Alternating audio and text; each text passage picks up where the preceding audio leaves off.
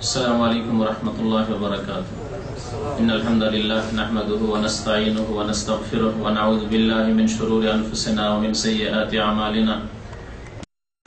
لا مضل له ولا له فلا هادي له وأشهد أن لا إله إلا الله وحده لا شريك له وأشهد أن محمدا عبده ورسوله.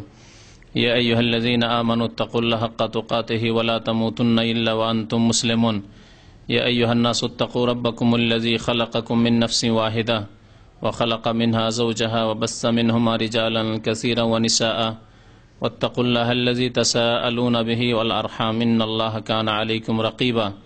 يا أيها الذين آمنوا اتقوا الله وقولوا قولا سديدا يصلح لكم أعمالكم ويغفر لكم ذنوبكم ومن يطع الله ورسوله فقد فاز فوزا عظيما. أما بعد فإن خير الحديث كتاب الله وخير الهدي هدي محمد صلى الله عليه وسلم وشر الأمور محدثاتها وكل محدثة بدعة وكل بدعة ضلالة وكل ضلالة في النار. أعوذ بالله من الشيطان الرجيم. بسم الله الرحمن الرحيم. إنا أعطيناك الكوثر فصل لربك وانحر.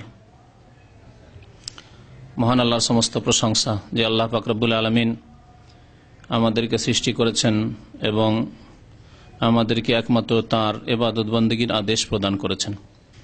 সামনে এসে বসেন। সামনে ও সবাই কেন সাইডে যাচ্ছে? সামনে বসেন। সাইডে যারা আছে এদিকে বসতে পারেন। সামনে সামনে খালি জায়গা আছে, সাইডে বসছেন।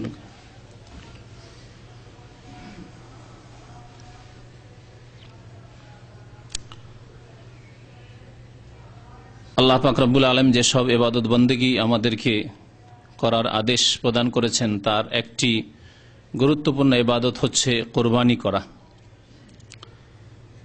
আল্লাহ পাক রব্বুল আলামিনের সন্তুষ্টির জন্য পশু জবাই করা এবং সেই পশুর গোশত নিজে খাওয়া, গরিব দরিদ্র মিসকিন অভাবীদেরকে আত্মীয় স্বজনদেরকে খাওয়ানো, এ হচ্ছে ইবাদত। কোরবানির ইবাদত হচ্ছে রক্ত প্রবাহিত করার ইবাদত, গৃহপালিত পশু জবাই করে আল্লাহর নামে এবং তারপরে সেই গোশত গরিব মিসকিনদের মাঝে বিতরণ করা, নিজেও আল্লাহ পাক রব্বুল আলামিন খাওয়া জায়েজ করেছেন মানুষের জন্য। এই কোরবানির বহু মাসলা মাসাইল রয়েছে এবং এই কোরবানি করতে গিয়ে অনেকেই ভুল করে থাকেন, সুন্নত বিরোধী কাজ করে থাকেন। সেই জন্য কোরবানি সম্পর্কে আজকে আপনাদের সামনে একটি আলোচনা পেশ করার চেষ্টা করব। আল্লাহ পাক যেন আমাদেরকে কোরআন সুন্নাহর কথা শোনার, বোঝার এবং আমল করার তৌফিক দান করেন। আল্লাহ পাক রব্বুল আলামিন এই কোরবানির আদেশ কোরআনে কারীমে দান করেছেন।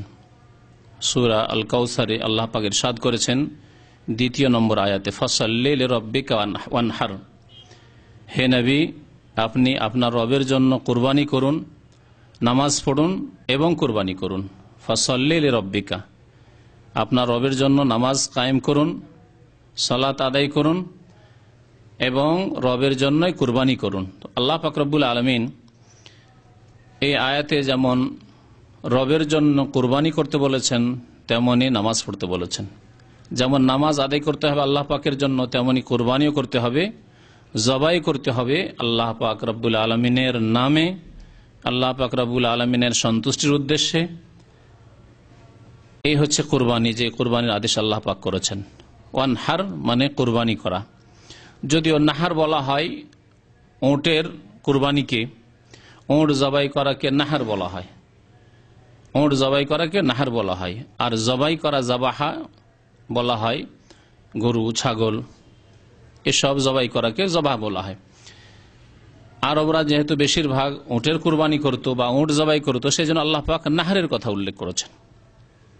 নাহার বলে উট কুরবানি করাকে উদ্দেশ্য করা হয়েছে এবং অন্য অন্য পশুকেও জবাই করা উদ্দেশ্য করা হয়েছে। রবের জন্য নামাজ পড়ো এবং রবের জন্যই কোরবানি করো। আজকে মুসলিম সমাজে নামাজ তো আল্লাহ পাকের জন্যই পড়ে, কিন্তু অনেক মুসলিম রয়েছে যারা আল্লাহ ছাড়া অন্যের জন্য জবাই করে। জবাই করার সময় পশু জবাই করে আল্লাহ ছাড়া অন্যের নাম নিয়ে, অন্যের সন্তুষ্টির জন্য, অর্থাৎ মাজারে গিয়ে ওরসের মেলায় গিয়ে জবাই করে আর মনে করে যে এই জবাইয়ে আমার পীর বাবা খুশি হয়ে যাবে আর মনের কামনা বাসনা পূরণ হবে। এ হচ্ছে বড় শিরক। নবী করিম সাল্লাল্লাহু আলাইহি ওয়াসাল্লাম আলী রাদিয়াল্লাহু তাআলা আনহুকে 4টি কথা শিখিয়েছিলেন একটি হাদিসে। তার একটি ছিল লান আল্লাহ মান যাবাহা লিগাইরিল্লাহ, আল্লাহ পাকের অভিশাপ রয়েছে ওই ব্যক্তির ওপর যেই ব্যক্তি আল্লাহ ছাড়া অন্যের জন্য জবাই করলো। সে আল্লাহ ছাড়া অন্যের নাম উচ্চারণ করে হোক অথবা হয়তো আল্লাহর নাম নিয়েই জবাই করলো বিসমিল্লাহ আল্লাহু আকবার বলে, কিন্তু জবাইয়ের উদ্দেশ্য আল্লাহ পাক ছাড়া অন্যের সন্তুষ্টি, পীর বাবাকে সন্তুষ্ট করা, তার কাছ থেকে কিছু পাওয়ার আশা রাখা, এর উপর আল্লাহ পাক লানত করেছেন। অথবা অনেকেই পশু ছেড়ে দেয় আল্লাহ ছাড়া অন্যের নামে। হিন্দুরা তাদের দেবী দেবতার নামে পশু ছাড়ে, ষাঁড় ছাড়ে, পাঁঠা ছাড়ে, আর মুসলিমরা অনেকে খাসি গরু ছাড়ে পীরের নামে, মাজারের নামে। এদের ওপর আল্লাহ পাকের লানত অভিসম্পাত রয়েছে। নবী করিম সাল্লাল্লাহু আলাইহি ওয়াসাল্লাম ইরশাদ করেছেন সহিহ মুসলিমের হাদিস। তো রবের জন্য নামাজ পড়তে হবে, রবের জন্যই কুরবানি করতে হবে, এই হচ্ছে আল্লাহ পাকের আদেশ। এই কুরবানি এমন একটি গুরুত্বপূর্ণ ইবাদত যে আল্লাহ পাক প্রত্যেক উম্মত, প্রত্যেকটি জাতিতে এই কুরবানির বিধান দিয়েছিলেন। সূরা হজে আল্লাহ পাক ইরশাদ করেছেন, সূরা হজে কুরবানির বেশ কিছু মাসলা মাসাইল আল্লাহ পাক উল্লেখ করেছেন। আয়াত নম্বর 34 আল্লাহ পাক ইরশাদ করেছেন ওয়ালিকুল্লি উম্মাতিন জাআলনা মানসাকান, আমি প্রত্যেক জাতি প্রত্যেক সম্প্রদায়ে কুরবানির বিধান দান করেছি। তাহলে এই কুরবানি, এই পশু জবাইয়ের মাধ্যমে আল্লাহ পাকের সন্তুষ্টি অর্জন করা এবং পশু জবাই করে তার গোশত নিজে খাওয়া, গরিব মিসকিনকে দান করা, এই বিধান শুধু এই মুসলিম উম্মায় নেই, বরং আগের উম্মতেও আল্লাহ পাক দিয়েছেন। ওয়ালিকুল্লি উম্মাহ, প্রত্যেক জাতিতে জাআলনা মানসাকান, আমি কুরবানির বিধান চালু করেছি।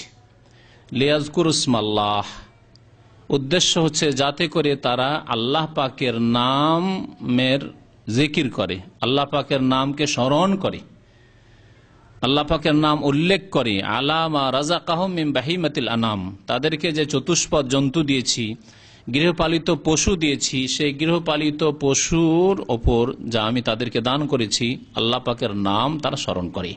অর্থাৎ জবাইয়ের সময় বলে বিসমিল্লাহ আল্লাহু আকবার, এবং এই জবাইয়ের উদ্দেশ্য তাদের হবে আল্লাহ পাকের সন্তুষ্টি। এই কুরবানির ইতিহাস অত্যন্ত প্রাচীন ইতিহাস। যেই দিন থেকে পৃথিবীতে মানুষ এসেছে সেই দিন থেকে আল্লাহ পাক কুরবানির এই বিধান রেখেছেন। এই কথা জানা যায় আদম আলাইহিস সালামের 2 ছেলের ঘটনা থেকে, যা আল্লাহ কোরআনে কারিমে উল্লেখ করেছেন। সূরা মায়েদার আয়াত নম্বর 27 আল্লাহ পাক উল্লেখ করেছেন ওয়াতুলু আলাইহিম নাবা ইবনাই আদম বিল হক, হে নবী মুহাম্মদ সাল্লাল্লাহু আলাইহি ওয়াসাল্লাম তাদের সামনে আহলে কিতাবদের কথা উল্লেখ করা হয়েছে তার আগে, অর্থাৎ ইহুদি খ্রিস্টানদের কথা উল্লেখ করা হয়েছে, আর বলা হয়েছে তাদেরকে শুনিয়ে দাও। ওয়াতুলু আলাইহিম, তাদেরকে পড়ে শুনিয়ে দাও, নাবা ইবনাই আদম, আদম আলাইহিস সালামের 2 সন্তানের ঘটনা সম্পর্কে। আদম আলাইহিস সালামের 2 সন্তানের ঘটনা তাদেরকে পড়ে শুনিয়ে দাও, বিল হক, যে ঘটনা সত্য ঘটনা। আল্লাহ পাক যে ঘটনা বর্ণনা করেছেন কোরআনুল কারীমে তা হচ্ছে সত্য। ইজ কাররাবা কুরবানান, যখন তারা 2 জনে কুরবানি করেছিলেন। আল্লাহ পাক বলছেন ইজ কাররাবা কুরবানান, যখন তারা কুরবানি করেছিলেন। কুরবানি আমাদের বাংলা উর্দু ভাষায় কুরবানি বলা হয়, যদি আরবি ভাষায় এর নাম হচ্ছে উযহিয়া। গত সপ্তাহে বলেছিলাম যে কুরবানি মানুষরা নিজ নিজ বাড়িতে করে 10 তারিখে, 11, 12, 13 এই জিলহজ মাসের, তা হচ্ছে উযহিয়া কুরবানি। আর যেই কুরবানি হাজী সাহেবরা করেন হজ্জে তামাত্তু বা কিরান করার জন্য মেনায় এসে বা মক্কাতুল মুকাররমায় হাজী সাহেবদের সাথে সম্পর্কিত কুরবানি, হজের সাথে সম্পর্কিত কুরবানি, তাকে হাদি বলা হয়। যদিও বাংলা ভাষায় দুটোকেই কুরবানি বলা হয়। তে কুরবানি শব্দটি যে এসেছে এটা আল্লাহ পাকের নৈকট্যের অর্থ থেকে। কাররাবা কুরবানান, যখন তারা কুরবানি করে আল্লাহর নৈকট্য লাভের উদ্দেশ্য করেছিলেন। কুরবানি করিব থেকে, করিব মানে নিকটে। তো কোরবানিকে কোরবানি এই জন্য বলা হয় যে কোরবানির মাধ্যমে বান্দা তার রবের নৈকট্য লাভের আশা রাখে যে আমি এই পশু জবাই করে আল্লাহ পাকের নামে জবাই করব, আল্লাহ পাকের সন্তুষ্টির জন্য জবাই করব এবং গরিব মিসকিনকে আমি খাওয়াবো, এর মাধ্যমে আল্লাহ পাকের নৈকট্য লাভ করব। এই জন্য কোরবানিকে কোরবানি বলা হয়। তো আল্লাহ পাক এখানে এই কাররাবা কোরবানান উল্লেখ করেছেন যখন তারা দুইজনে আদম আলাইহিস সালামের দুই ছেলে হাবিল এবং কাবিল, কাবিল বড় ছিল, হাবিল ছোট ছিলেন। হাবিল দিনদার ছিলেন আর কাবিলের মধ্যে দিনের অভাব ছিল। যাই হোক, সে প্রথম পাপে লিপ্ত হলো যে ভাইকে খুন করলো, তারপরে সে অভিশপ্ত হইল। এই দুনিয়ায় যে হক এবং বাতিলের লড়াই তখন থেকে চলে আসছে। হক আর বাতিলের সংগ্রাম কিয়ামত পর্যন্ত চলতে থাকবে। আর শুরু হয়েছে আদম আলাইহিস সালামের এই দুই ছেলে থেকে।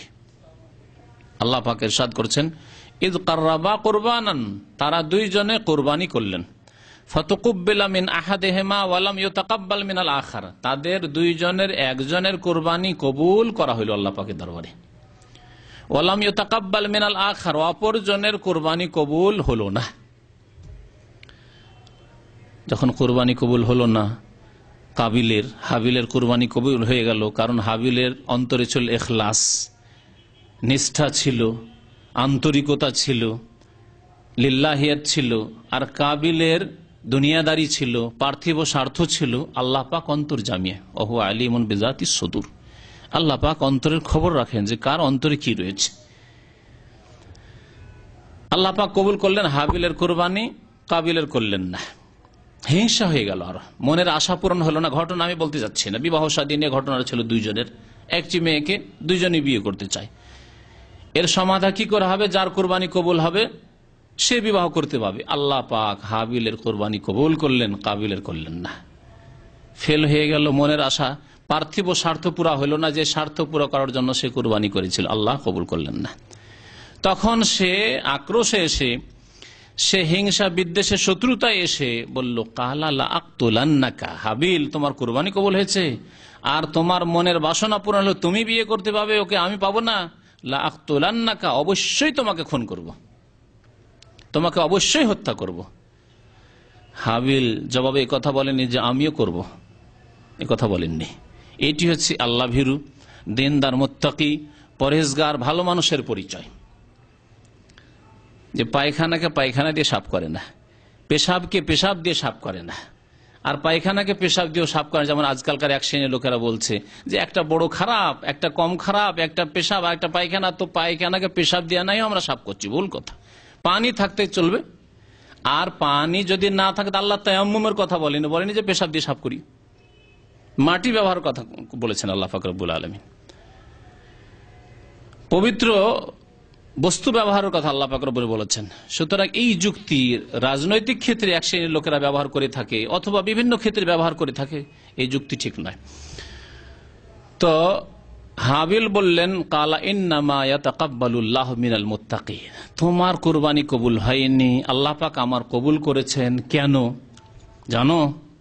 ইন্নামা ইয়াতাকাব্বালুল্লাহু মিনাল মুত্তাকিন, আল্লাহ পাক যে কোন ইবাদত বন্দেগী তার একটি হচ্ছে কুরবানি, কবুল করেন কার পক্ষ থেকে? যে মুত্তাকি, পরহেজগার, তার পক্ষ থেকে।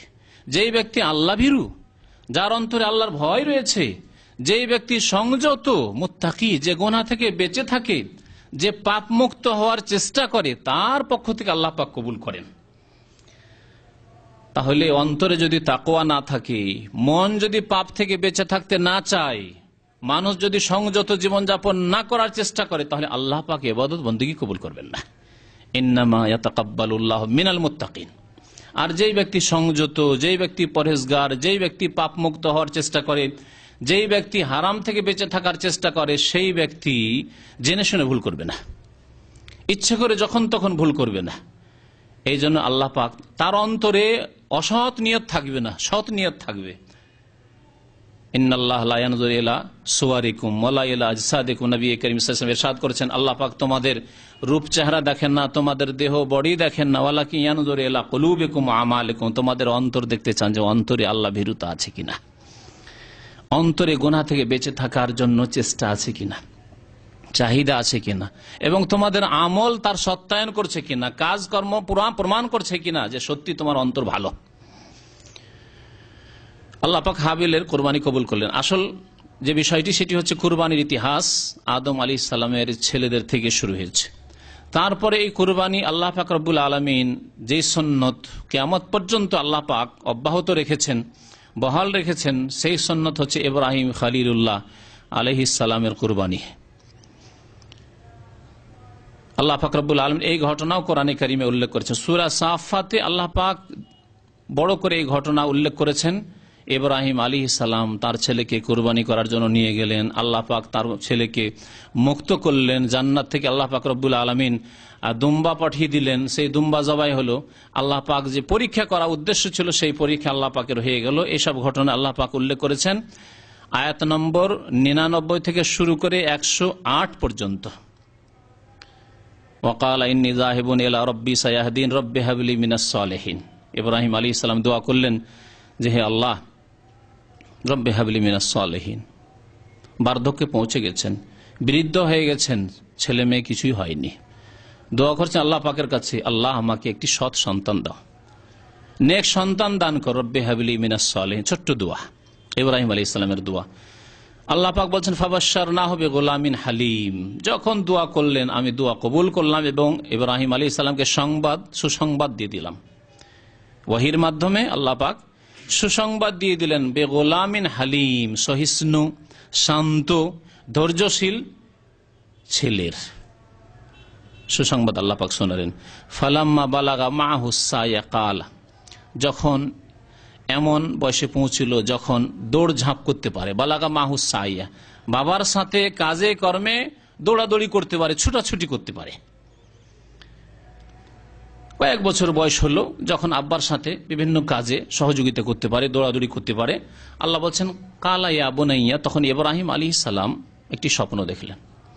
স্বপ্ন ছিল কোরআনের ভাষায় যে ইন্নী আরাফিল মানামে আন্নী আজবাহুকা, যেন স্বপ্নে দেখছেন যে ছেলেকে শুয়ে দিয়ে জবাই করছেন, এই অবস্থায় দেখছেন। এটি হচ্ছে কোরআনের ভাষা।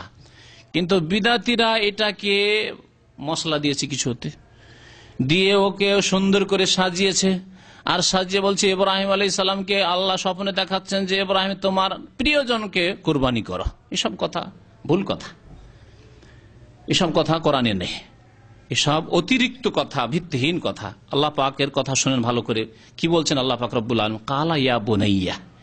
ইব্রাহিম আলাইহিস সালাম বলছেন ইয়া বুনাইয়া, হে বৎস, হে প্রিয় ছেলে, ইন্নী আরাফিল মানাম, আমি স্বপ্নে দেখেছি, আন্নী আজবাহুকা, যে আমি তোমাকে যেন জবাই করছি।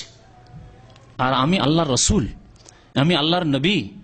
নবীকে শয়তানে স্বপ্ন দেখাতে পারে না, নবীর কাছে শয়তান আসতে পারে না স্বপ্নে।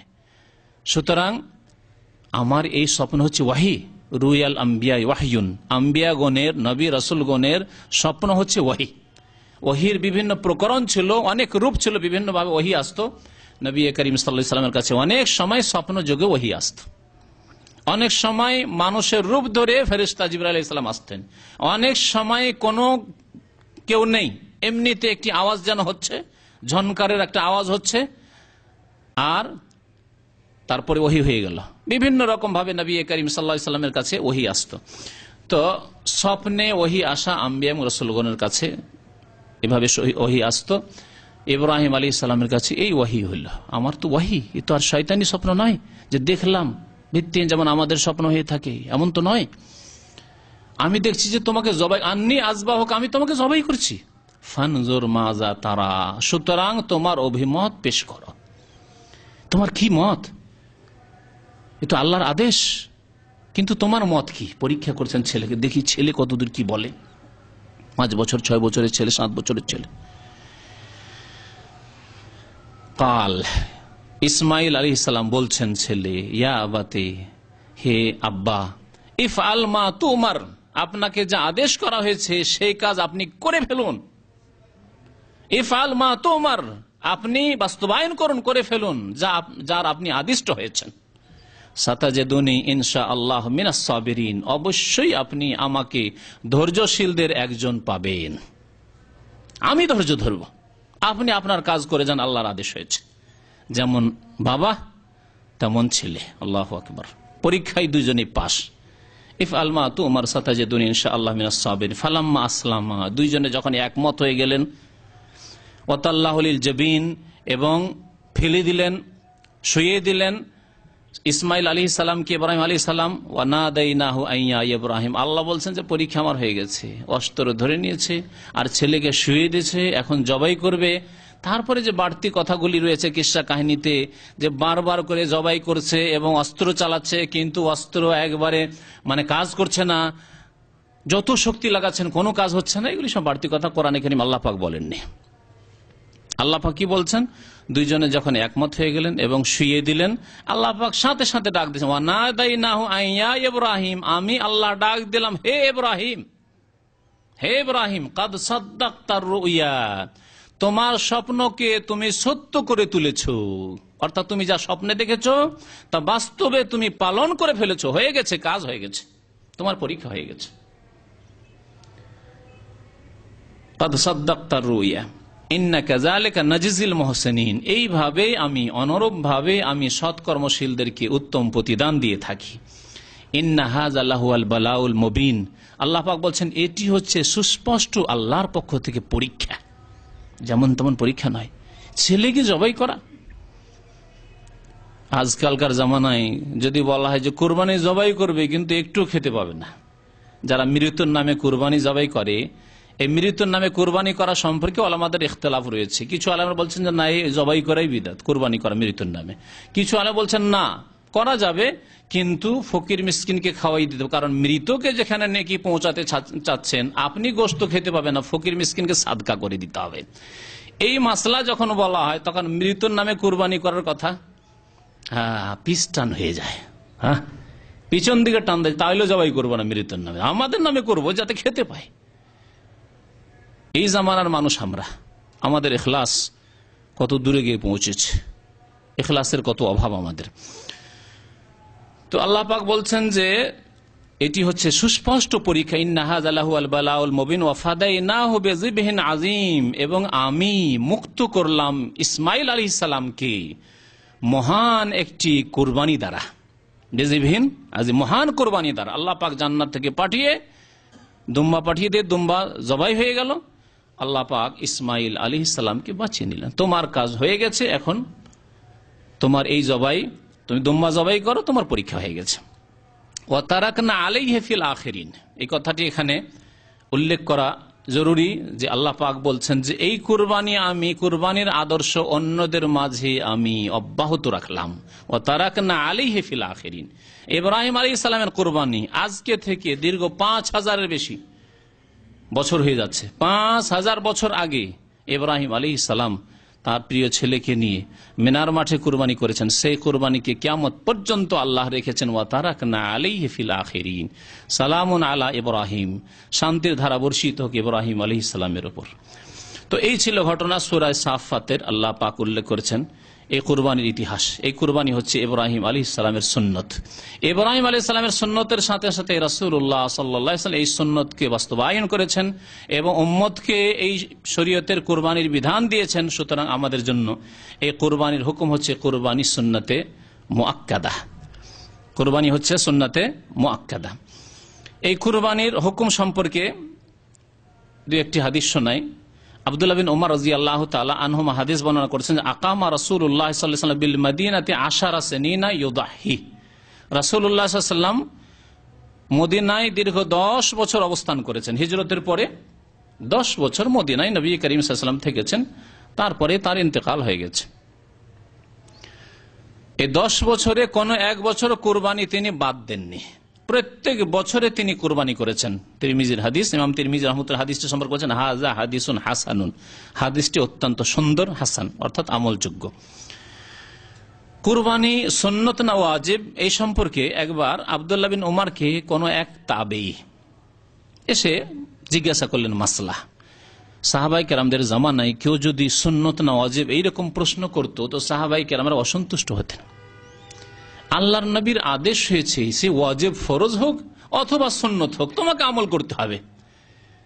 আজকালকার জামানায় বহু লোক এইরকম রয়েছে, মাসলা জানতে চায় সুন্নত না ওয়াজিব, উদ্দেশ্য কিন্তু অসৎ উদ্দেশ্য।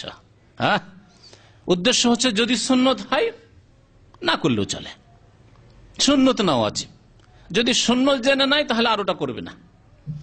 ওই রকমই হারাম না মাকরুহ, নাজায়েজ না মাকরুহ, যদি মাকরুহ হয়ে যায় তো করবে, যদি মাকরুহ হয় তাহলে করবে। এই জন্য যারা সিগারেট খায়, যারা ওই বিড়ি খায়, এসব করে, যারা ওই জর্দা তামাক খায়, এক শ্রেণীর মানে রূপ চেহারাতে ধার্মিক, দাঁড়িয়ে আছে, টুপি আছে, আর জর্দা দেওয়া পান খায়, এরা এটাকে আপ্রাণ চেষ্টা করে মাকরুহ যাতে করে খেতে পারে। আল্লাহ পাকের কাছে যদি মাকরুহ হয় মানে অপছন্দনীয় হয়, রাসূলুল্লাহ সাল্লাল্লাহু আলাইহি ওয়াসাল্লামের কাছে যদি মাকরুহ অপছন্দনীয় হয়, তাহলে আপনার কাছে কি করে সেটা মাহবুব হয়ে গেল? মাকরুহর বিপরীত হচ্ছে মাহবুব। তাহলে আল্লাহ এবং রাসূলের কাছে যদি মাকরুহ হয় তো আপনার কাছে মাকরুহ হইতে হবে, ঘৃণিত হইতে হবে। কিন্তু সুবিধাবাদী মুসলমান এক শ্রেণীর। তো আব্দুল্লাহ বিন ওমর রাদিয়াল্লাহু তাআলা আনহুমাকে জিজ্ঞাসা করছেন কোন এক তাবেঈ, বলছেন যে আন্না রাজুলান সালা ইবনে ওমর আনিল উযহিয়া, কুরবানি সম্পর্কে, আওয়াজিবাতুন হিয়া, কুরবানি করা কি ওয়াজিব? ওয়াজিব আর ফরজ একই জিনিস অধিকাংশ আইম্মায়ে কেরামদের নিকটে, সাহাবায়ে কেরাম, তাবেঈনদের জামানায়, তাবা তাবেঈনের জামানায় ওয়াজিব ফরজ একই কথাই ব্যবহার হইতো। আল্লাহ পাক এই জন্য কোরআনে কারিমে ফরিজা যেখানে বলেছে সেটা মানে ওয়াজিব, কুতিবা মানে ফরিজা। তো ফরজ ওয়াজিবে কোনো পার্থক্য নেই, যদিও পরবর্তীকালে কিছু আইম্মায়ে কেরামরা বলেছেন যে ফরজ সামান্য পার্থক্য আছে। জিজ্ঞাসা করলেন যে কুরবানি কি ফরজ ওয়াজিব? ফাকাল, উত্তর এইভাবে দিলেন না যে ওয়াজিব অথবা সুন্নত, না, এরকম উত্তর দিলেন না। বললেন যাহা রাসূলুল্লাহ সাল্লাল্লাহু আলাইহি ওয়াসাল্লাম, রাসূলুল্লাহ সাল্লাল্লাহু আলাইহি ওয়াসাল্লাম কুরবানি করেছেন, এখন তোমার কাজ কি, তুমি করো। কত সুন্দর কথা। কুরবানি ওয়াজিব ফরজ ওসব জানি না, আমি জানি যে রাসূলুল্লাহ সাল্লাল্লাহু আলাইহি ওয়াসাল্লাম কুরবানি করেছেন, এখন তুমি কি করবে করো। আমা আতাকুমুর রাসূল ফাখুযুহু, রাসূল যা দিয়েছেন তা নাও, সে সুন্নতের হুকুমে হোক আর ফরজের হুকুমে হোক, ওয়াজিবের হুকুমে হোক, নবী সাল্লাল্লাহু আলাইহি ওয়াসাল্লাম যা দিয়েছেন তার উপর আমল করো। ওয়াল মুসলিমুন, এবং মুসলিমগণ, সাহাবায়ে কেরামরা, এক সাহাবী আব্দুল্লাহ বিন ওমর বলছেন ওয়াল মুসলিমুন মানে কোন মুসলিমগণ? সাহাবায়ে কেরাম। সাহাবায়ে কেরামরা কুরবানি করেছেন, আল্লাহ রাসূল কুরবানি করে সাল্লাল্লাহু আলাইহি ওয়াসাল্লাম এবং সাহাবায়ে কেরাম কুরবানি করেছেন। ফাআদাহা আলাইহি, ওই ব্যক্তির মন শান্ত হইল না, মানে মাসলা আমি জানবো যে সুন্নত না ওয়াজিব। আবার জিজ্ঞাসা করলো, ফাকাল, বলেন আতাআকিল, তুমি বুঝো না, তুমি কি কথা বুঝো না? আতাআকিল যাহা রাসূলুল্লাহ সাল্লাল্লাহু আলাইহি ওয়াসাল্লাম ওয়াল মুসলিমুন, আমি বলছি যে রাসূলুল্লাহ সাল্লাল্লাহু আলাইহি ওয়াসাল্লাম কুরবানি করেছেন আর মুসলিমগণ সাহাবায়ে কেরাম কুরবানি করেছেন, এখন তোমার কি করার করো। এই উত্তর দিয়ে স্পষ্ট করে দিলেন আব্দুল্লাহ বিন ওমর রাদিয়াল্লাহু তাআলা আনহু, দ্বিতীয় খলিফার ছেলে, অত্যন্ত সুন্নতের পাবন সাহাবী রাদিয়াল্লাহু তাআলা আনহু, যে এইরকম সুবিধাবাদী প্রশ্ন ঠিক নয়। নবী সাল্লাল্লাহু আলাইহি ওয়াসাল্লাম করেছেন, করেন, ফরজ হলেও করেন, সুন্নত হলেও করেন। কাল আবু ইসা, ইমাম তিরমিজি বলছেন হাযা হাদিসুন হাসানুন সাহিহ, এই হাদিসটি হাসান সহিহ। তো এই হাদিস দ্বারা প্রমাণিত হয়, আর আইম্মায়ে কেরামদের অধিকাংশ আইম্মায়ে কেরাম বলেছেন যে কোরবানি হচ্ছে সুন্নাতে মুআক্কাদা, অর্থাৎ এমন সুন্নাত যে সুন্নাতের জন্য তাগিদ রয়েছে, নবী সাল্লাল্লাহু আলাইহি ওয়াসাল্লাম 10 বছরের কোনো এক বছরে কোরবানি করা ছাড়েননি। সুতরাং ওই ব্যক্তি, যে ব্যক্তি কোরবানি করতে সক্ষম, খেয়ে দিয়ে অন্য যে হক রয়েছে, মাতা পিতার হক রয়েছে, আর্থিক ক্ষেত্রে ভাই বোনদের হক রয়েছে, বা ছেলে মেয়েদের হক রয়েছে ইত্যাদি, এসব হক আদায় করে নিজের ফরজ ওয়াজিব যে সব ব্যয় বহন রয়েছে তা করে কোরবানি করতে পারবে, তাহলে কোরবানি করা হচ্ছে সুন্নাতে মুআক্কাদা। যদি না করে তাহলে গুনাহগার হবে। কোরবানি করতে পেরেও যদি না করে তাহলে গুনাহগার হবে। কোরবানি কেমন করে করতে হবে, কোরবানি করার পদ্ধতি কি, এ সম্পর্কে একটি হাদিস শোনাই। আনাস রাদিয়াল্লাহু তাআলা আনহু বলছেন যে জাহান নবী সাল্লাল্লাহু আলাইহি ওয়াসাল্লাম বিকাবশাইন, একবার নবী করিম সাল্লাল্লাহু আলাইহি ওয়াসাল্লাম দুটি দুম্বা কুরবানি করলেন, দুটি দুম্বা কুরবানি করলেন। দুম্বার রং ছিল আমলাহাইন, অর্থাৎ কালো সাদা, ছিটপুট, দুই রং, কালো সাদা। যাবাহুমা বিয়াদিহি, স্বয়ং নবী করিম সাল্লাল্লাহু আলাইহি ওয়াসাল্লাম নিজ হাতে জবাই করলেন। এই হাদিস দ্বারা বোঝা যায় যে যেই ব্যক্তির কুরবানি সেই ব্যক্তির জন্য জবাই করা উত্তম। আমাদের দেশে দেখা যায় যে গোটা গ্রামের কুরবানি জবাই করবে কে?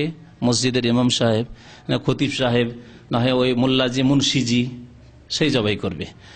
আবার এর সাথে আরো কিছু মানে বাড়াবাড়ি আছে যেগুলো নিষেধ করা হয়েছে, তা ওই কোরবানির গোস্ত থেকে ওকে গোস্ত দিবে জবাই করার জন্য।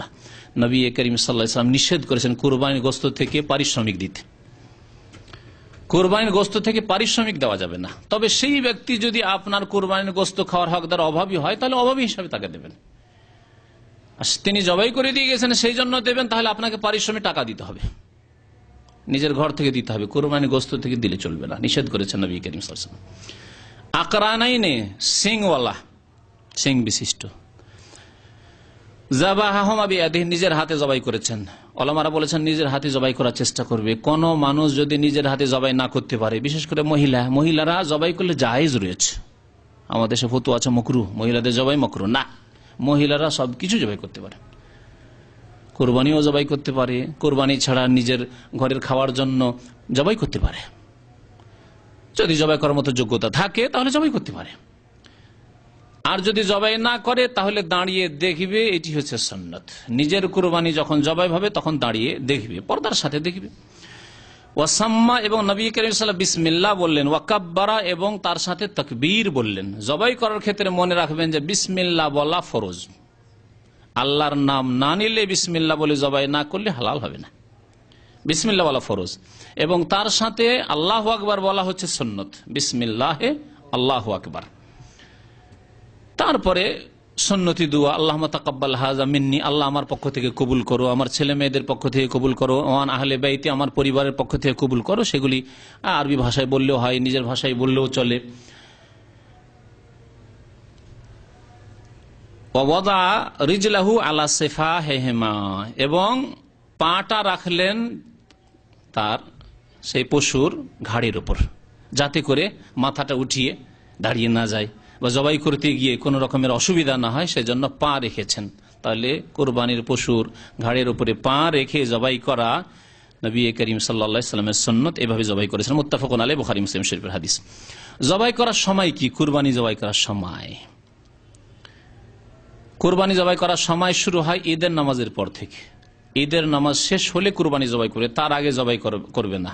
সে শহরের মানুষ হোক অথবা গ্রামের মানুষ হোক, শুনে রাখুন ভালো করে, শহরের মানুষ হোক অথবা গ্রামের মানুষ হোক, প্রত্যেকের জন্য এই বিধান যে ঈদের নামাজের পর থেকে জবাই করা শুরু হবে আর শেষ হবে আইয়ামে তাশরিকের শেষ দিন 11, 12, 13 তারিখ হচ্ছে আইয়ামে তাশরিকের শেষ দিন। আইয়ামে তাশরিকের শেষ দিনের সন্ধ্যা পর্যন্ত, তাহলে 13 তারিখের মাগরিব পর্যন্ত জবাই করতে পারে। যদিও সবচাইতে উত্তম হচ্ছে 10 তারিখেই কুরবানি করা। এর দলিল হচ্ছে নবী করিম সাল্লাল্লাহু আলাইহি ওয়াসাল্লাম বিদায় হজে 100টি উট কুরবানি করেছিলেন, 100টি উট কুরবানি করেছিলেন। আর 100 উটকে ভাগ করে কুরবানি করেননি যে আজকে 20, 30টা 40টা করি, 11, 12, 13 তারিখে বাকিটা করবো, এমন করেননি। 100টি উটের প্রায় 64টির মতো নিজে স্বয়ং নিজ হাতে জবাই করেছিলেন। তারপরে আলী রাদিয়াল্লাহু তাআলা আনহুকে দায়িত্ব দিলেন যে বাকি যে আছে ওই উটগুলি, সেগুলিকে তুমি জবাই করো। একই দিনে 100টি উট নবী করিম সাল্লাল্লাহু আলাইহি ওয়াসাল্লাম জবাই করেছে। এখান থেকে আরো একটি শিক্ষার বিষয় রয়েছে যে আজকে একটি কুরবানি করতে গিয়ে, অথচ আপনি চিন্তা করুন, আপনি যতই অভাবী হন, আপনি হজ করতে যেতে পারছেন 3-4 হাজার রিয়াল নিয়ে, তার মানে আপনি নবী সাল্লাল্লাহু আলাইহি ওয়াসাল্লাম চাইতে অনেক সচ্ছল। নবী সাল্লাল্লাহু আলাইহি ওয়াসাল্লামের বাড়িতে অনেক সময় মাসের পর মাস চুলা জ্বলত না, তিনি 100 উট জবাই করছেন। আর আজকে আমাদের অনেকেই কুরবানি করবে না, সেই জন্য কি করে? কত রকমের বাহানা করে। কুরবানি করতে পারবে অথচ কুরবানি করবে না, সেই জন্য হয়তো রোজা রাখে, অথবা হজে ইফরাদ করব। কুরবানি থেকে বাঁচার জন্য মেলা উপায় খুঁজে, অথবা কুরবানি কোথায় সস্তা সুবিধা পাওয়া যাবে। কুরবানি তো ব্যাংকে জমা করলে অথবা নিজে জমা করলে 400-র কমে হবে না, তো একটা লোক এসে বলছে যে 150-200 টাকা তোমার কুরবানি করবো, অথবা 250 টাকায় কুরবানি করে দেবো। ও লোকের বিশ্বাস আল্লাহ পাক জানে, ওর উপর আস্থা যে কেমন করে করলো। যদি আপনি ঠিক ব্যক্তিগত জানেন তার পরেশগারি, তার দিনদারি, তার আল্লাহ ভীরুতা, যে সে খেয়ানত করবে না, তাহলে দেন। কিন্তু আপনি মেনার আপনার তাম্বুগুলিতে আছেন, আর কেউ এসে বললো যে কোরবানি কেউ করতে চাইলে আমি কোরবানি তোমাদের করে দেবো, কত 250 টাকা। হ্যাঁ, সস্তায় 400 টাকা কে দিবে? 200-250 টাকা সেরে দাও। বিশ্বস্ত ব্যক্তি হলে দেন, কিন্তু এমনি যাকে তাকে কুরবানি করার দায়িত্ব দিয়ে দিবেন। আর যদি কুরবানি না হয় তাহলে আপনি এখানে অবহেলা করলেন, এখানে আপনাকেও জবাবদেহি করতে হতে পারে। নবী করিম সাল্লাল্লাহু আলাইহি ওয়াসাল্লাম 100টি উট কোরবানি করেছেন বিদায় হজ্জে। তো কোরবানি জবাই করার সময় শুরু হবে ঈদের নামাজের পর থেকে, আর শেষ হচ্ছে আইয়ামে তাশরিকের শেষ দিন 13 তারিখে।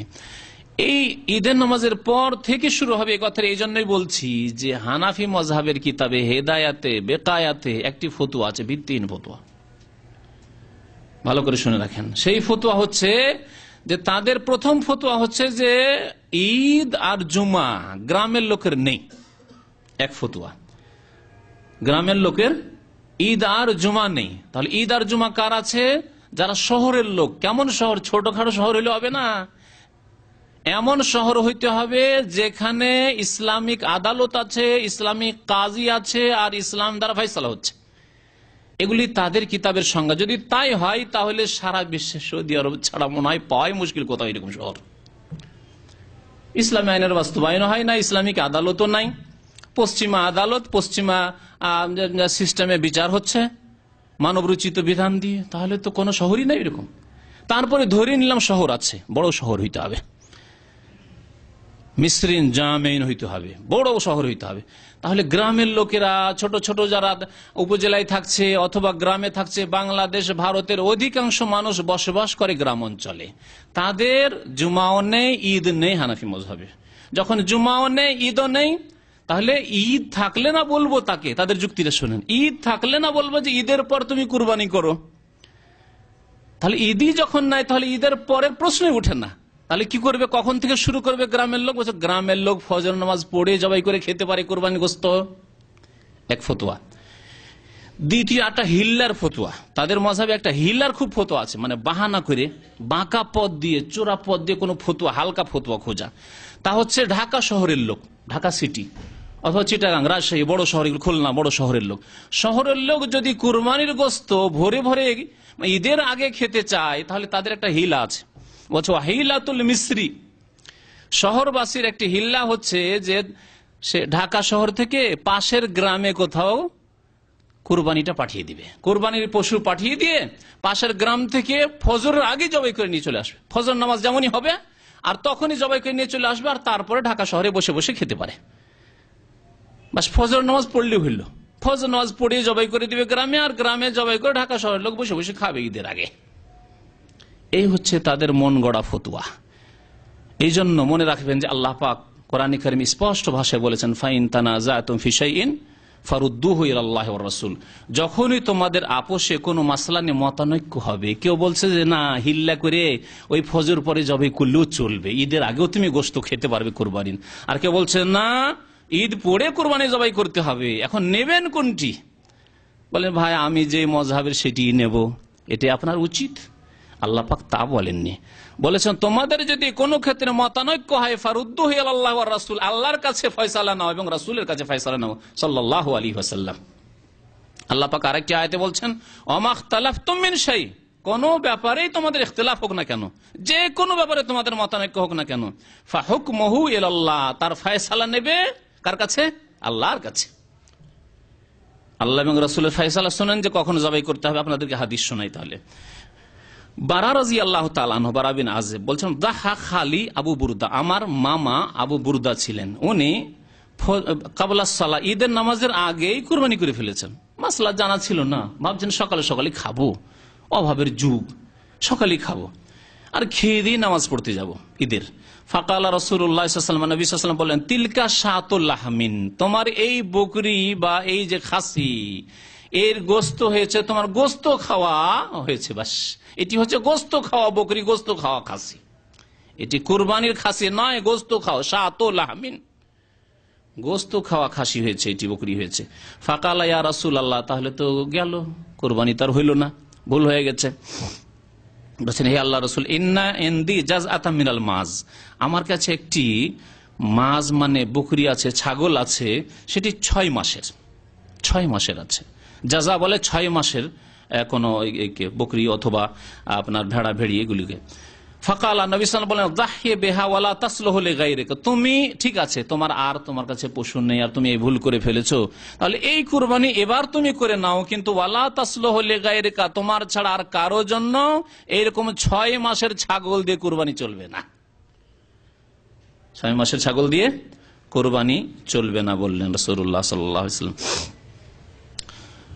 সুম্মা কাল, তারপরে হাদিস শুনে বলেন, মান দাহা কাবলা সালাতে, যেই ব্যক্তি ঈদের নামাজের আগেই কুরবানি জবাই করে ফেললো, মান, যেই ব্যক্তি গ্রামের লোক হোক বা শহরের লোক হোক, ইসলামিক দেশের লোক হোক আর মানুরচিত বিধান দিয়ে দেশ শাসন হচ্ছে সেই দেশের লোক হোক, যেখানকারই লোক হোক না কেন, মান দাহা কাবলা সালাতে, কেউ যদি ঈদের আগে জবাই করে, ফাইন্নামা যাবাহা লিনাফসি, সে নিজের জন্য জবাই করলো, গোশত খাওয়ার জন্য জবাই করলো।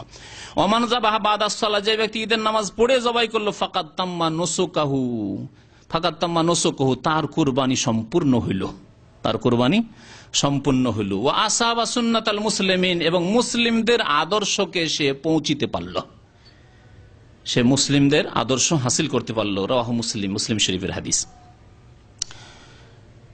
শেষ সময় বলিদের তো শুরুর সময় হয়ে গেল, ঈদের নামাজের পরই হইতে হবে, আগে হিল্লা করে জবাই করলেও চলবে না, আর গ্রামের লোক ফজর পরে জবাই করে খেলেও চলবে না, এই ফতোয়া ভিত্তিহীন।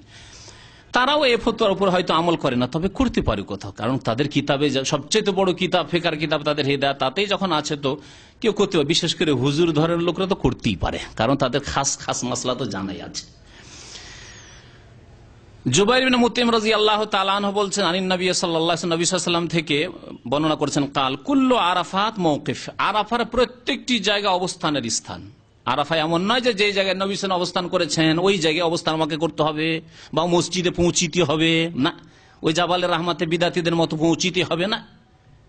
প্রত্যেক আরাফার প্রত্যেকটি স্থান হচ্ছে মওকিফ, অবস্থানের জায়গা। ওয়ারফাউ আন বাতনে অরনা, তবে অরনার উপত্যকা থেকে তোমরা একটু উঠে থাকো, সেখানে থাকিও না। এই যে নিচু জায়গা রয়েছে, যে জায়গাটি অরনা বলা হয়, ওখানে তোমরা অবস্থান করবে না। ওয়া কুল্লু মুজদালিফা মাওকিফুন, মুজদালিফার প্রত্যেকটি স্থান হচ্ছে অবস্থানের জায়গা, হজে গিয়ে রাত্রি যাপনের জায়গা। ওয়ারফাউ আন মুহাসসির, তবে ওয়াদি মুহাসসির, মুহাসসির উপত্যকায় তোমরা রাত্রি যাপন করবে না, যেই জায়গায় আবরাহা এবং তার বাহিনীকে আল্লাহ পাক ধ্বংস করেছিলেন আবাবিল পাখি দিয়ে, তৈরানা বাবিল, দলে দলে পাখি এসে আল্লাহ পাকের গজবে তারা ধ্বংস হয়েছিল, সেখানে নয়, সেই জায়গায় এখনো খালি আছে। এক্সটেনশন মেনাও যে করা হয়েছে, এক্সটেনশন মেনা থেকে যখন এইদিকে মেনার দিকে আসছেন, মানে মুজদালিফার দিক থেকে মেনাতে আসছেন, ফাঁকা জায়গা এখনো রয়েছে, যেখানে বাজার টাজার ফুটপাত লাগানো আছে আর সবকিছু বিক্রি হচ্ছে, কিন্তু সেইটি জায়গা অবস্থানের জায়গা, সেখানে অবস্থান করা যাবে না। তাঁবু থাকলেও যাবে না, তাঁবুর বাইরে হাজার হাজার লোক ওখানে অবস্থান করে, তাও জায়েজ নয়। নবী সাল্লাল্লাহু আলাইহি ওয়াসাল্লাম নিষেধ করেছেন বাতনে মুহাসসার। ওয়া কুল্লু ফিজাজ মেনা মানহার, মেনার প্রত্যেকটি অলি গলি হচ্ছে কুরবানির স্থান, প্রত্যেক জায়গায় জবাই করতে পারে, এমন নয় যে খুঁজতে হবে কোন জায়গায় নবী সাল্লাল্লাহু আলাইহি ওয়াসাল্লাম কুরবানি করেছেন 100 উট, সেখানে আমি করব না। ওয়া কুল্লু আইয়ামে তাশরিকে যাবহুন, এবং আইয়ামে তাশরিকের প্রত্যেকটি দিন হচ্ছে কুরবানির দিন।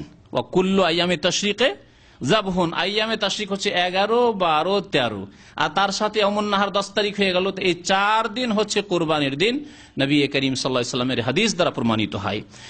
এই মাযহাবে, যে মাযহাবের কথা উল্লেখ করলাম, তাতে আরেকটি ফতোয়া আছে কুরবানির দিন মাত্র 3 দিন, এটিও একটি ভুল। 10 তারিখ, 11, 12, 13 তারিখে তাদের কুরবানি নেই, অথচ জায়েজ আছে। কি বললেন নবী সাল্লাল্লাহু আলাইহি ওয়াসাল্লাম? হাদিস মুসনাদ আহমদের হাদিস, ওয়া কুল্লু আইয়ামে তাশরিকে যাবহুন, আইয়ামে তাশরিকের প্রত্যেকটি দিন হচ্ছে জবাই করার দিন, কুরবানি করার দিন।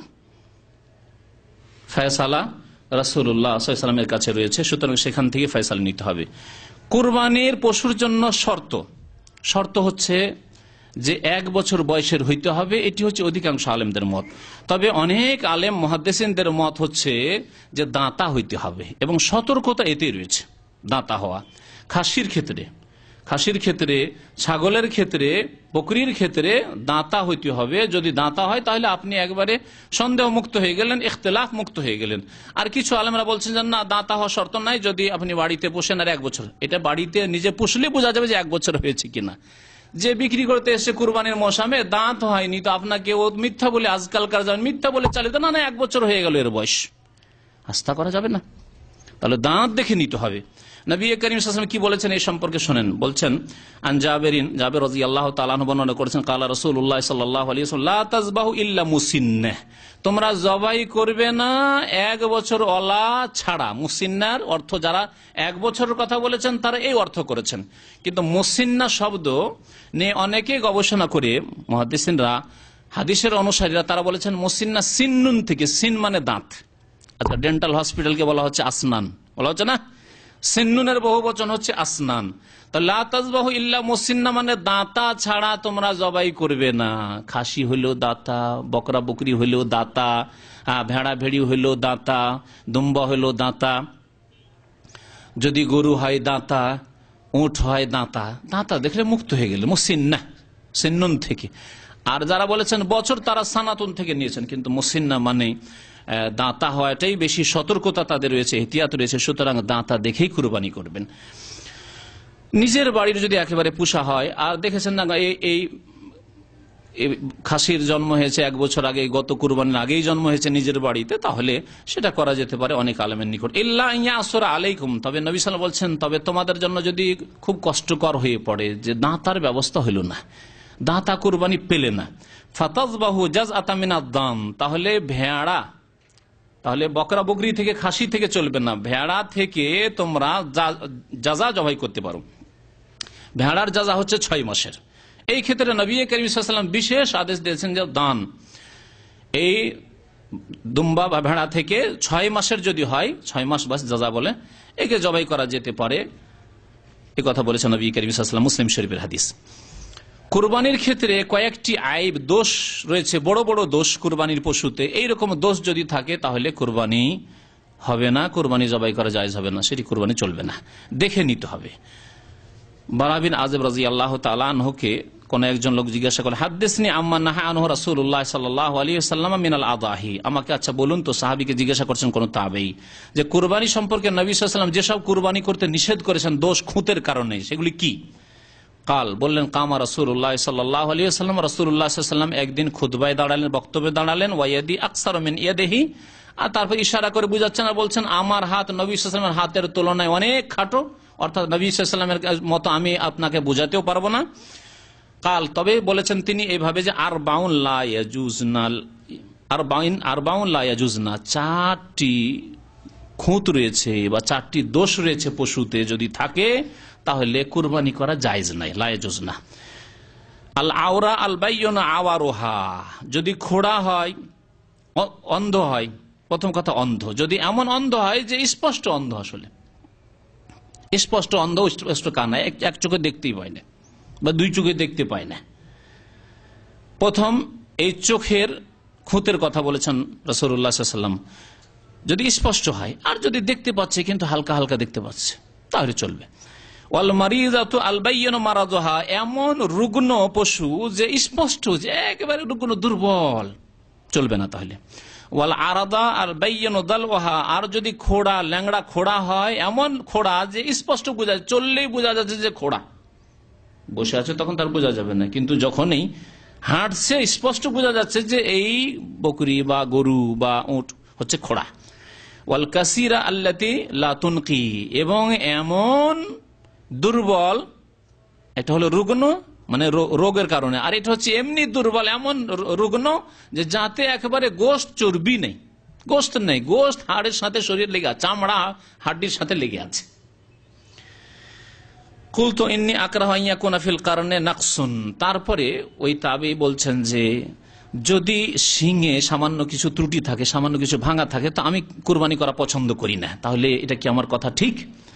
ওয়া আন ইয়াকুনা ফিস সিন্নি নাকসুন, দাঁত যদি সামান্য কিছু ভাঙা থাকে তাহলে আমি কুরবানি করা পছন্দ করি না, এটা কি ঠিক?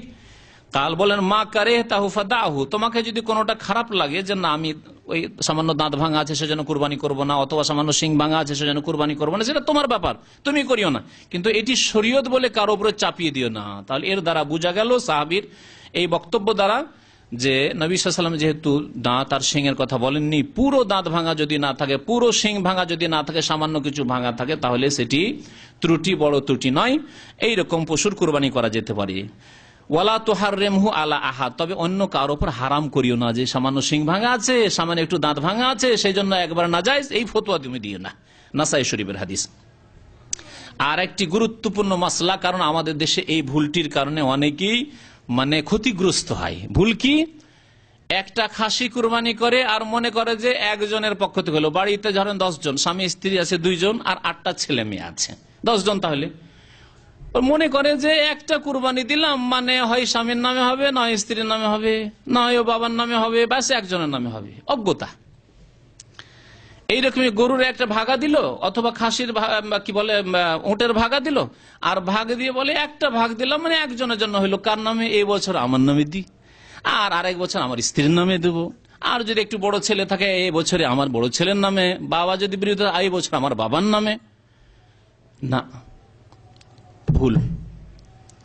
একটি কুরবানি, খাসির কুরবানি, দম্বার কুরবানি, ভেড়া ভেড়ির কুরবানি, একজন ব্যক্তি এবং তার পরিবারে যতগুলি সদস্য আছে 50টা যদি থাকে, 100টা ছেলে মেয়ে থাকে, সবার পক্ষ থেকে যথেষ্ট।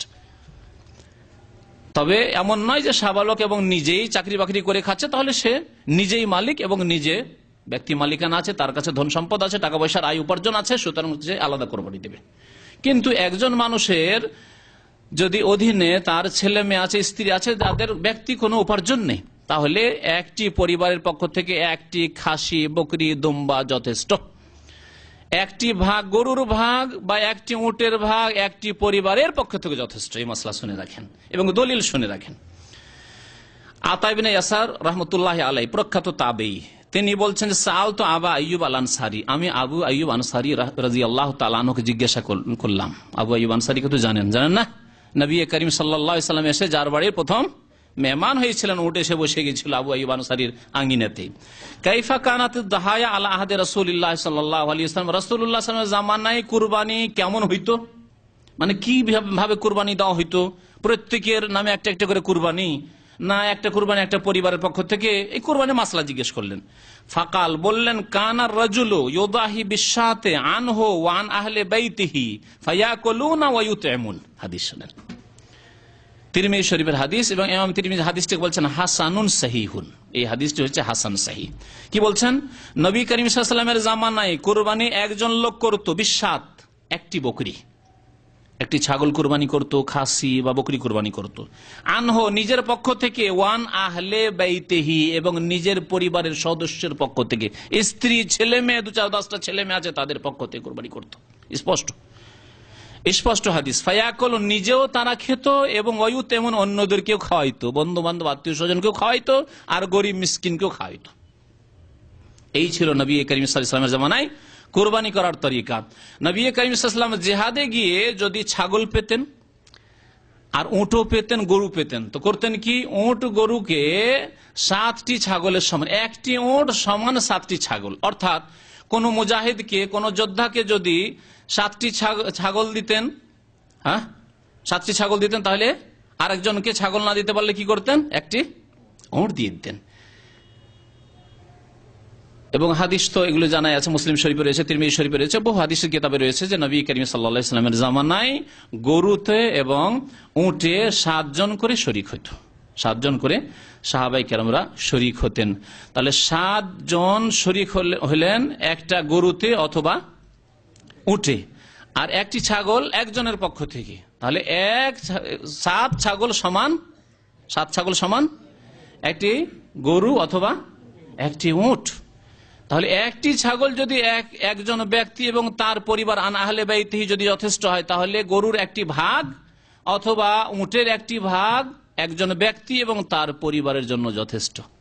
এটি হচ্ছে সহিহ মাসলা। যদিও কিছু আলেমরা ইখতিলাফ করেছেন, কিন্তু ইখতিলাফের ক্ষেত্রে বললাম যে আপনার কাছে দলিল হইতে হবে। দলিল বললাম যে সাহাবায়ে কেরামদের জামানায় এই হতো। তিরমিজি শরীফের হাদিস, কানার রাজুলু ইউদাহি বিশাতে আনহু ওয়া আন আহলি বাইতিহি, মানুষ একটি বকরি জবাই করত নিজের পক্ষ থেকে এবং নিজের পরিবারের পক্ষ থেকে। সুতরাং নিয়তকে সংকীর্ণ করবেন না। আল্লাহর কাছে অশেষ পুরস্কার রয়েছে, নেকি রয়েছে। আপনি কুরবানি করলেন, আমি একটা কুরবানি করতে পারলাম, একটা ভাগ, তাহলে শুধু নিজের জন্য করি না। কুরবানি একটি ভাগ, আপনি পারলেন একটি ভাগই দেন, গোটা গরু দিতে পারলে আরো ভালো, গোটাও দেন। যদি আপনি উট দিতে পারেন আরো ভালো, কিন্তু একটি ভাগ দিতে পারলেন, ঠিক আছে, ওতে নিয়ত করেন যে আল্লাহ, এতে যাতে করে আমার স্ত্রীও নেকি পায়, এতে যাতে করে আমার ছেলে মেয়েও নেকি পায়, আমার বাবা মা বৃদ্ধ রয়েছে, আমার দ্বিতীয় কুরবানি দেওয়ার ক্ষমতা নেই, আব্বার নিজের সম্পদ নেই। হ্যাঁ, আব্বার জমি জায়গা যদি থাকে, সম্পদ থাকে, তিনি আলাদা দেবেন, কিন্তু তারও নেই। আল্লাহ পাক, এতে আমার আব্বা আম্মাকেও শরীক করিও, কারণ তারাও আমার যেন সদস্য পরিবারের, তাদের আলাদা কোনো উপার্জন নেই, ইনকাম নেই। এইভাবে কুরবানি দেবেন। আর একটি মাসলা, 10 নম্বর মাসলা, সেটি হচ্ছে ঈদের দিনে রোজা রাখা। জানাই আছে ঈদের দিনে রোজা রাখা জায়েজ নয়, নবী করিম সাল্লাল্লাহু আলাইহি ওয়াসাল্লাম নিষেধ করেছেন। আন আবি হুরায়রা রাদিয়াল্লাহু আনহু আন্না রাসূলুল্লাহ সাল্লাল্লাহু আলাইহি ওয়াসাল্লাম নাহা আন সিয়ামি ইয়াউমাইনি, রাসূলুল্লাহ সাল্লাল্লাহু আলাইহি ওয়াসাল্লাম 2 দিন রোজা রাখতে নিষেধ করেছেন। আবু হুরায়রা রাদিয়াল্লাহু তাআলা হাদিস বর্ণনা করেছেন আল্লাহ রাসূল সাল্লাল্লাহু আলাইহি ওয়াসাল্লাম থেকে, ইয়াউমুল আযহা কুরবানির দিন, ওয়া ইয়াউমুল ফিতর এবং ঈদুল ফিতরের দিন। সুতরাং যেসব ভাইরা হয়তো হজ করবেন বা যেসব ভাইদের আত্মীয় স্বজন হজ করবেন আর হয়তো কুরবানি করছেন না, রোজা রাখবেন, কুরবানির দিনে রোজা রাখা জায়েজ নাই। রোজা রাখবেন আরাফার দিনের আগে, আরাফার দিনেও রোজা রাখেন না, যদিও জায়েজ কিন্তু অনুত্তম, অপছন্দনীয় রোজা। আরাফার দিনে যারা আরাফায় অবস্থান করছেন তারা রোজা রাখবেন না, বুঝবেন না। আবার আরাফার দিনে কারা রোজা রাখবে? যারা আরাফার বাইরে, হাজি নয় যারা, তারা রোজা রাখবে। আর যারা হাজি সাহেব তারা আরাফার দিনে রোজা রাখবে না। যদি রোজা রাখতে হয় 3টি রোজা মক্কায়, হজে তামাত্তুর যে কুরবানির বিকল্প রোজা, 3টি রোজা 7 তারিখ 8 তারিখে রেখে নেবেন, আর 11 তারিখ 12 তারিখে ওইদিকে রোজা রেখে নেবেন, অসুবিধা নেই। আইয়ামে তাশরিকও রাখা যেতে পারে হাজি সাহেবদের জন্য। শেষখানে আরেকটি বিষয়, সেটি হচ্ছে গত সপ্তাহে হয়তো বলেছিলাম, আরাফার দিনের রোজা। আরাফার দিনে রোজা রাখবেন। নবী করিম সাল্লাল্লাহু আলাইহি ওয়াসাল্লাম বলেছেন সিয়ামু ইয়াউমি আরাফা, আরাফার দিনে রোজার কথা বলেছেন, 9 তারিখের রোজা বলেননি।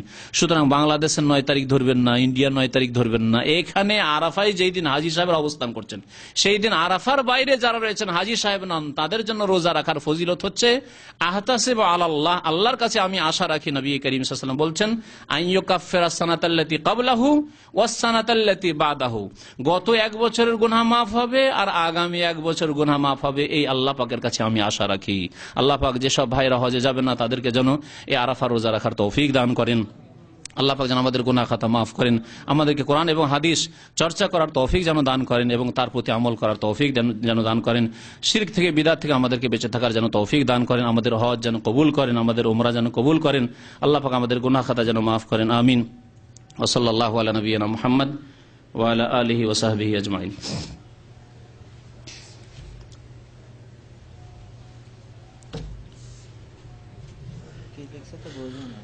বুঝেন আগে আপনি 2-3 বাড়ির লোক কেহ 2-3 বাড়ি মিলে একটা কোরবানি করা হয়তো বলতে চাইছে, হ্যাঁ না, এরকম চলবে না। 2 জন মানুষ হয়তো একসাথে থাকছেন, ব্যাচেলার, এক কাজ করো, 2 জন মিলে একটা কোরবানি দিতে, না এরকম চলবে না। হ্যাঁ, একটা ভাগে 2 জন চলবে না, অথবা একটা খাসিতে 2 জন চলবে না, মানে 2টি পরিবারের লোক। এক পরিবারের 10টা 20টা 50টা 100টা লোক হলে অসুবিধা নেই। স্বামী স্ত্রী আছেন, আপনার ছেলে মেয়ে নিয়ে দেখা যাচ্ছে আপনার অনেক ছেলে মেয়ে আছে, তালাক প্রাপ্তা বোন আছে, তার দেখাশোনা, বিধবা বোন আছে, তার দেখাশোনা করতে সবার নিয়ত করেন আপনি। মৃত ব্যক্তির কুরবানি সম্পর্কে, কারণ আমাদের দেশে মৃত লোকেরই কুরবানি বেশি করে লোকেরা, এই সম্পর্কে শুনে রাখেন। অনেক ওলামারা বলেছি, একটু ইঙ্গিত করেছি প্রথম দিকে, যে মৃত লোকের কুরবানি প্রথম কথা করবেন না, আর যদি করেনও তাহলে জীবিতদের সাথে তাদেরকে শরীক করে নিয়ত করে নেবেন, আল্লাহ আমার যারা আত্মীয় স্বজন মারা গেছে তাদেরকে তুমি এই কুরবানি থেকে নেকি দিও। এইভাবে আপনার নিজের নামে কুরবানি করেন, তাদেরকেও নিয়তে শরীক করে নেন, ওলামারা এটি বলেছেন। আর যদি তাদের জন্য আলাদা করেই করেন কিছু, না বলছেন না এটি জায়েজ নয়, কারণ নবী সাল্লাল্লাহু আলাইহি ওয়াসাল্লাম থেকে তা প্রমাণিত নয়। মৃত্যুর নামে শুধু মৃত্যুর নামে কোরবানি করা প্রমাণিত নয়। আর বাকি কিছু আলেমরা বলেছেন, যদি শুধু মৃত্যুর নামে কোরবানি, যে একটা ভাগ আমি মৃত না আমার মৃত আব্বার নামে করলাম, মৃত মায়ের নামে, দাদা দাদি, নানা নানির নামে করলাম, তাহলে সতর্কতা হচ্ছে যে সে গোস্ত গরিব মিসকিনে পুরোটাই দান করে দেবেন। আরেকটি মাসলা হচ্ছে কুরবানির গোস্ত 3 ভাগ করা সম্পর্কে। 3 ভাগ করা ফরজ, ওয়াজিব নয়, তবে উত্তম হচ্ছে 3 ভাগ করা। এইভাবে 3 ভাগ হবে। আল্লাহ পাক কোরআনে কারীমে বলেছেন, ফাকুলু মিনহা ওয়া আতিমুল বাইসাল ফাকির, তোমরা নিজেরাও খাও এবং যারা অসহায়, দরিদ্র, অভাবী তাদেরকেও খাওয়াও। আল্লাহ পাক অন্য আয়াতে বলেছে, সূরা হজে আয়াতগুলি রয়েছে, ওয়া আতিমুল কানিয়া ওয়াল মুতারা, তোমরা নিজেরাও খাও এবং যারা লজ্জায় ভিক্ষা করতে আসে না কিন্তু অভাবী, ধৈর্যশীল অভাবী। আর আরেক দল হচ্ছে আল মুতার, মানে অধৈর্যশীল অভাবী, অভাব হইলেই ভিক্ষা করতে বেরিয়ে যায়। 2 দল কি খাওয়াও। তাহলে গ্রামে এমন লোক আছে যারা লজ্জায় হয়তো চাইতে আসবে না কিন্তু কুরবানি করতে পারেনি, তাদেরকে আল্লাহ বেশি খাওয়াইতে বলেছেন, আগে তাদের কথা উল্লেখ করেছেন। তারপরে যারা ভিক্ষা করতে আসবে, বাড়ি বাড়ি আসবে যে আমাকে কিছু কুরবানি গোশত, তাদেরকেও খাওয়াও। আর আত্মীয় স্বজন, তাদের হক রয়েছে, আত্মীয় স্বজনদেরকে, আপনজনদেরকে খাওয়ান। তাহলে এইভাবে ওলামারা ইজতিহাদ করে বলেছেন, যদি কেউ ভাগ করে তো ভালো কথা, 1 ভাগ নিজের পরিবারের জন্য, 1 ভাগ আত্মীয় স্বজন আর বন্ধু বান্ধবের জন্য, আর 1 ভাগ গরিব মিসকিনদের জন্য গ্রামের। এইভাবে 3 ভাগ করে তো ভালো কথা, কিন্তু এটি ওয়াজিব নয়। যদি পরিস্থিতি আপনার এরকম হয় যে গরিবের সংখ্যা বেশি, তাহলে গরিবের ভাগটা বাড়িয়ে দেন, এটি হচ্ছে উত্তম। যদি দেখা যায় না তার চাইতে বেশি আমি বেশি অভাবী, আমার বাড়িতে বেশি প্রয়োজন, মেহমান আসবে, অতিথি আসবে, হয়তো গরিব মানুষ আর ছেলে মেয়ের বিবাহ লাগিয়েছেন কুরবানির মৌসুমে, কোন রকম এটা দিয়ে সেরে দিই, গরিব মানুষ, তাছাড়া উপায় নেই হয়তো, তাহলে আপনি বেশি যদি আপনি নিজের জন্য রেখে, নিজের পরিবার বা ওই মেহমানদের জন্য রেখে নেন, কোনো দোষ নেই। আল্লাহ পাক এই ক্ষেত্রে দিনকে খুব সহজ করেছেন। ভাই বলছেন যে ছাগল বা গরুর শিং ওঠে নাই সেই গরুর কোরবানি। শিং ভাঙা না থাকলে হলো পুরো, যদি একবার গোড়া থেকে ভাঙা না থাকে আর ওঠেনি, শিং বের হয়নি, কোনো দোষ নেই। তবে শিং ওয়ালা হওয়া ভালো, নবী সাল্লাল্লাহু আলাইহি ওয়াসাল্লাম শিং ওয়ালা করেছেন, শিং ওয়ালা হলে ভালো। বলছেন যে কোরবানির গোশত অনেকে ফ্রিজে রেখে দীর্ঘদিন ধরে খায়। নবী সাল্লাল্লাহু আলাইহি ওয়াসাল্লাম জামানায় 3 দিনের বেশি নিষেধ ছিল, তারপরে অনুমতি দেওয়া হয়েছে। সুতরাং গরিব মিসকিনকে দিয়ে যদি থাকে, একজন লোক যদি 10টা কুরবানি করে আর যদি ফ্রিজে রেখে খায়, কোনো দোষ নেই, বেশি দিনও খেতে পারে। তবে গরিবকে দিল না, আজকাল যেমন হচ্ছে ফ্রিজের দেশে, বিশেষ করে গরিবকে দেওয়ার নাম কথা নেই। পাশে গরিব দুঃখী রয়েছে, কাউকে কিছু দেয় না, কারণ ফ্রিজ আছে 2-4টা খাসি গরু রাখার মতো, সব ঢুকিয়ে রেখে দিল। এইটি জায়েজ নাই। আল্লাহ খেতে বলেছেন, খাওয়াইতে বলেছেন, ফাকুলু মিনহা ওয়া আতিমু, সাথে সাথে বলেছেন খাও এবং খাওয়াও, দুটোই করতে হবে।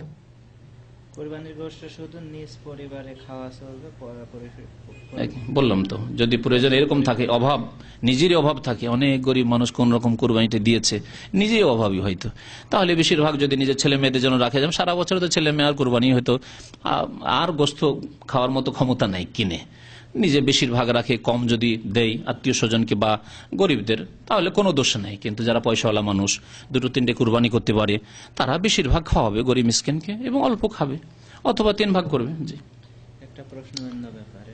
ওই ভাই বলছেন যে আমার বন্ধু বিয়ে করে সৌদি আরব আসছে, তার স্ত্রী অন্য ছেলের সাথে চলে গেছে, সেখানে ঘর সংসার করছে, এখনো তালাক দেয়নি, 2 বছর হয়ে গেছে। তো সে বলছে নাকি 2 বছরে অটোমেটিক তালাক হয়ে গেছে। এই ব্যাপারে না, কোনো মহিলা তালাক না দিলে 2 বছরে তালাক হয় না, বরং 50 বছরও তালাক হবে না, 100 বছরও তালাক হবে না। তবে হারিয়ে যাওয়া মানুষ যদি নিখোঁজ হয়ে যায় তাহলে 4 বছর, 4 বছর পরে আবার 4 মাস 10 দিনের ইদ্যত কেটে তারপরে 4 বছর নিখোঁজ, যখন তখন স্বামী নেই, মারা গেছে নিশ্চয়ই, চিঠিপত্র নেই, টেলিফোন নেই, কোনো যোগাযোগ নেই, কোনো খবর কারো কাছ থেকে নেই, বাকি খোঁজ খবর আছে যে না আমার স্বামী আছে বেঁচে, হয় তালাক, ঠিক আছে, ওইভাবে সারা জিন্দগি থাকা জরুরি নয়, তালাক নিয়ে নেন। আপনি বলে যে তুমি এইভাবে খোঁজ খবর নেবে না, তাহলে তালাক দিয়ে দাও। যদি তালাক না দেয়, খোঁজও নিচ্ছে না, ভরণ পোষণ দিচ্ছে না, তালাকও দিচ্ছে না, তাহলে কোর্টের আশ্রয় নেন বা ইসলামিক কাজীর আশ্রয় নেন, মুসলিম কাজীর আশ্রয় নেন, আশ্রয় নিয়ে আপনি বিবাহ বিচ্ছেদ করে নেন, খোলা বিবাহ বিচ্ছেদ করে নেন। আর এই রকম যে বিবাহ বন্ধনে আছে আর তারপরে অন্য কোনো যুবকের সাথে পালিয়ে গেল শয়তানি করে আর বিয়ে করে নিল না, তারপরে এইখানে করে কি ওই ব্যাগ ডেট দিয়ে কোর্টে গিয়ে মেয়ের পক্ষ থেকে তালাকনামা করায় না, এইভাবে তালাক হবে না যতক্ষণ পর্যন্ত ওই স্বামীকে জানানো না হবে যে তোমার সাথে আমি থাকতে চাই না।